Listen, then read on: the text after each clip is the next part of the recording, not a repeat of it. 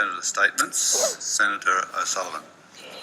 Thank you, Mr Acting Deputy President.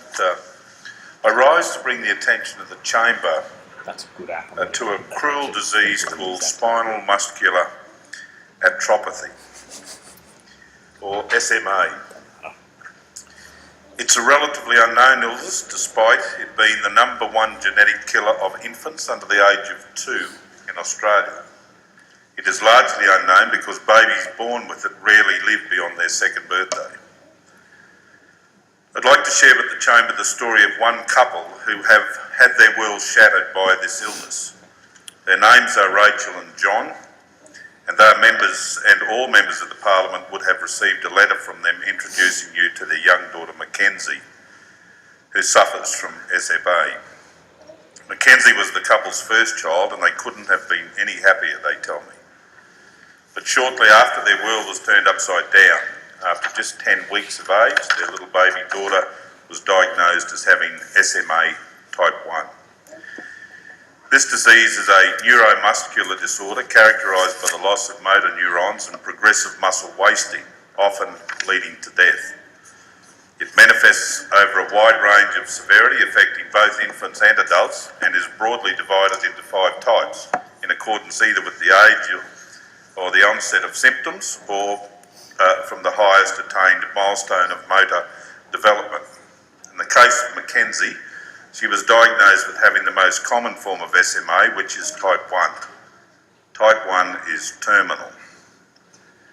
The prognosis for Mackenzie is devastating, cruel and quite unforgiving. The average life expectancy for infants with that condition is 9 months at best.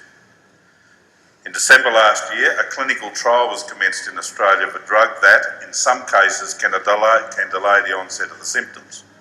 It has also shown itself to be a big step forward in medical advancement and is currently being assessed by the TGA. However, it is not a cure, and the prognosis for little Mackenzie remains the same.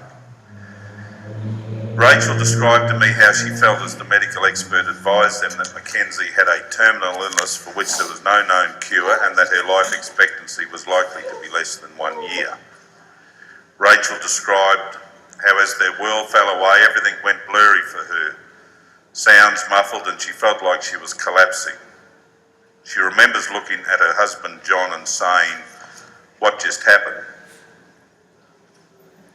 For most of us, it is difficult, if not impossible, to imagine how such a devastating, such a shattering experience would feel. To be on such a positive high with the birth of their daughter, to being told that their precious little baby will die, perhaps before her first birthday, and that there's nothing she can do or they can do to change the situation. As I've said, the disease is a cruel and unforgiving condition. From planning and dreaming for the future of their daughter, their time is now one of arranging and giving the best palliative care for Mackenzie. In Rachel's words, "I cannot adequately express the love we feel for Mackenzie. Rather than dreaming of Mackenzie's future and imagining all the beautiful experiences of life that lay before her, we're now going to have to watch our baby slowly lose muscle movement, lose the ability to feed, to swallow, and finally lose the ability to breathe." Before Mackenzie's diagnosis, Rachel and John had never heard of SMA. Neither had anyone amongst their families or their friends. They were soon to learn that it was the #1 genetic killer of children under the age of 2 years. The #1 genetic killer of children under 2. The question begs how it is that no one has heard of this disorder. 1 in 35 people in Australia are carriers of SMA. If 2 carriers have a baby, there is a 1 in 4 chance of their baby having SMA. These statistics are simply astonishing. This rare neuromuscular disorder is clearly not so rare. Rachel and John undertook all the tests offered to them before and during pregnancy, including genetic testing for more common genetic illnesses such as Down syndrome. But they were not offered genetic testing to check whether either was an SMA carrier prior to conception. In most cases, such genetic testing is only offered if you have a family history. but 4 out of 5 children born with a genetic disorder do not have a family history of the disorder. Today, SMA is not curable, but today it is 100% preventable.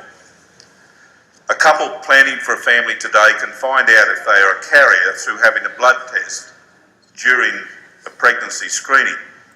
Not only can this testing be undertaken before conception, but tests, of course, can also be undertaken for more severe genetic disorders such as cystic fibrosis and Fragile X. I'm instructed that this simple test to protect our community obviously only works as a prevention if people know about it. Rachel and John are both proud to be federal police officers. They are made of fairly stern stuff. When confronted with such a personal tragedy, in their grief, they look to ways to help others and turn their suffering to something of a benefit for others. They know they cannot change the outcome for Mackenzie, but perhaps their campaign can prevent others from going through such pain and suffering.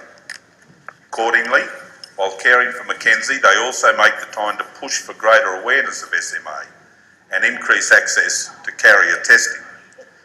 It is through this initiative that I got to know Rachel and John and their story and their aims. When I met Rachel and John, I asked them what they were hoping to achieve and how we can help them. As Rachel explained to me, they have 3 main aims, although there is much that can be done in this space. They want to help raise the awareness of pre-pregnancy genetic testing amongst people planning a pregnancy and healthcare professionals. This testing already exists. People just need to know about it so that they can make an informed choice. There is a general lack of awareness of these genetic tests and SMA more specifically, even amongst healthcare professionals.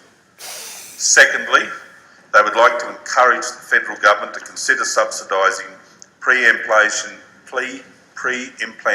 genetic diagnoses during the IVF process for those couples known to be carriers of genetic disorders.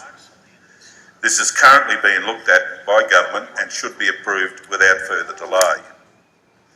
Eventually, they hope that genetic testing becomes routine and subsidised to make it more accessible to all Australians.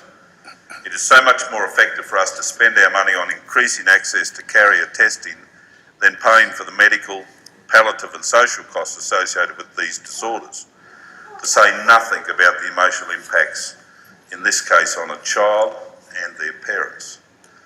I'm pleased to say that there appears to be broad support across Parliament for what Rachel and John are trying to achieve. Both the Minister and Assistant Minister for Health have begun looking at ways to assist achieving these outcomes. In addition, the New South Wales Health Minister Brad Hazzard has met with Rachel, John and Mackenzie and has made a commitment to create a change for Mackenzie. In fact, our own Federal Minister for Health has indicated that he has taken a personal interest in their representations. Rachel and John are thankful for the support that they have received from some members of Parliament, and now they hope that this support turns into action. For my part, I also pledge to do all I can to assist Mackenzie and her family realise these sensible ideals. Our heart remains with John and Rachel as they confront what is a very personal and enormously difficult struggle. I promise you that your efforts won't be in vain. Senator Carr.